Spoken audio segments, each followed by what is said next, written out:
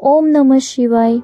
મિત્રો, આજે હું તમને દેવોના દેવ મહાદેવના માતા પિતા વિશે માહિતી આપીશ, તો મારી ચેનલને જલ્દી સબસ્ક્રાઈબ પણ કરી લેજો. ત્રિદેવોમાંથી એક દેવ છે શિવ. ભગવાન શિવને દેવોના દેવ મહાદેવ કહેવામાં આવે છે. ભગવાન શિવના બીજા ઘણા નામ છે, જેમ કે મહાદેવ, ભોળાનાથ, શંકર, મહેશ, રુદ્ર, નીલકંઠ વગેરે. તંત્ર સાધનામાં ભગવાન શિવને ભૈરવના નામથી પણ ઓળખવામાં આવે છે. હિન્દુ ધર્મના મુખ્ય દેવતાઓમાંથી એક છે ભગવાન શિવ. વેદમાં તેમને રુદ્રના નામથી પણ ઓળખવામાં આવે છે. શિવ મનુષ્યની ચેતનાના અંતર્યામી છે, એટલે કે તેઓ મનુષ્યના મનમાં શું ચાલી રહ્યું છે તે બધું જ જાણતા હોય છે. તેમની અર્ધાંગી એટલે કે શિવ શક્તિને માતા પાર્વતીના નામથી ઓળખવામાં આવે છે. ભગવાન શિવને 2 પુત્ર કાર્તિકેય અને ગણેશ છે, અને એક પુત્રી અશોક સુંદરી પણ છે. શિવજીને તમે હંમેશા ધ્યાન કરતા જ જોયા હશે, પરંતુ તેમની પૂજા શિવલિંગ અને મૂર્તિ બંને રૂપમાં કરવામાં આવે છે. શિવજીના ગળામાં હંમેશા નાગદેવતા બિરાજમાન રહેતા હોય છે, અને શિવજીના હાથમાં હંમેશા ડમરું અને ત્રિશૂલ પણ જોવા મળે છે. ભગવાન સદાશિવ પરમ બ્રહ્મ છે. પ્રાચીન સમયમાં વિદ્વાનો તેમને ઈશ્વર માનતા હતા. એકલા રહી અને પોતાની ઈચ્છાને દૂર રાખનારા સદાશિવે પોતાના શરીરથી દેવી શક્તિનું સર્જન કર્યું હતું, જે ક્યારે પણ તેમના શરીરથી અલગ નહોતી થવાની.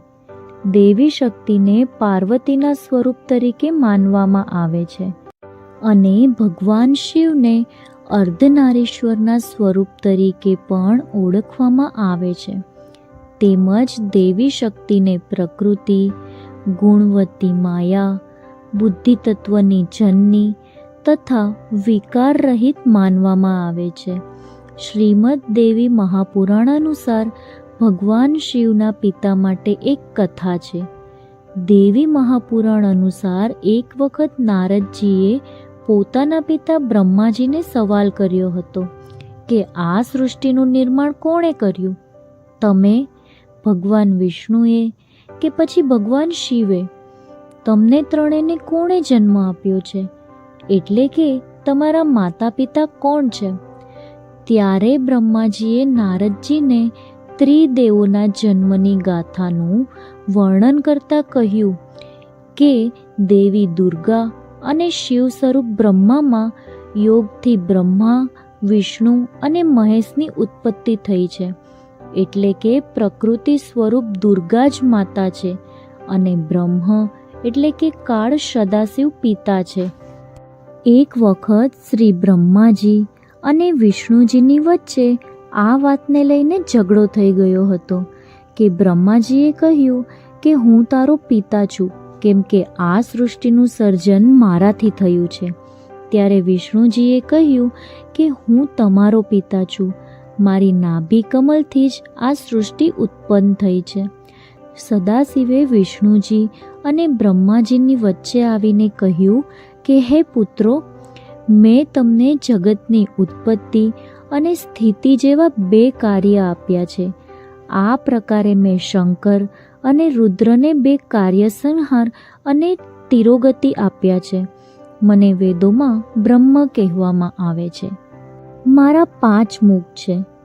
એક મુખનો આકાર અ, બીજા મુખનો આકાર ઉ, ત્રીજા મુખનો આકાર મ, ચોથા મુખથી બિંદુ તથા 5મા મુખથી શબ્દ પ્રકટ થયો છે. તે જ 5 અવયવોથી એકીભૂત થઈ અને એક અક્ષર ઓમ એવો બન્યો છે. આ મારો મૂળ મંત્ર છે.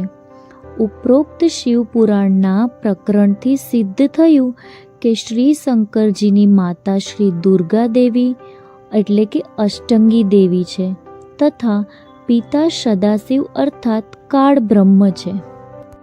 Thank you for watching.